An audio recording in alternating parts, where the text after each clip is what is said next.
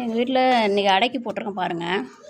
அடைன்னா அரிசி கூட துவரம்பருப்பு, உளுத்தம்பருப்பு, கடலப்பருப்பு எல்லாம் கலந்து தான் ஊற வைப்பாங்க. ஆனால் நான் எங்கள் வீட்டில் மாவு அரைச்சோம். அதில் மாவு ஏற்கனவே எடுத்து வச்சுருந்தேன்.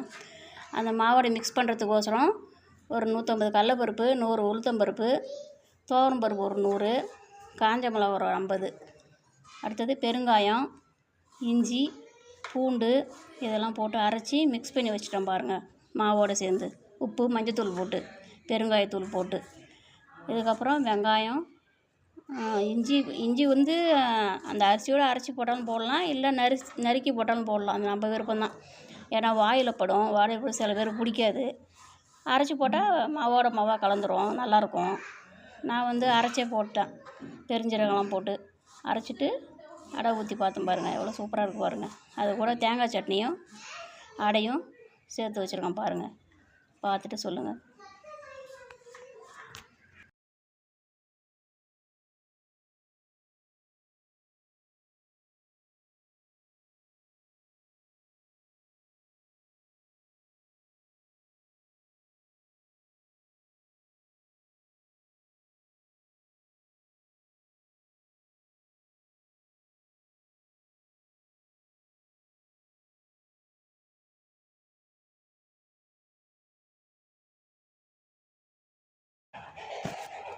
அடைக்கி தாளிக்கிறதுக்கு என்னென்னா, ஒரு 4-5 சின்ன வெங்காயம், கடுகு, உளுத்தம்பருப்பு, கடலப்பருப்பு.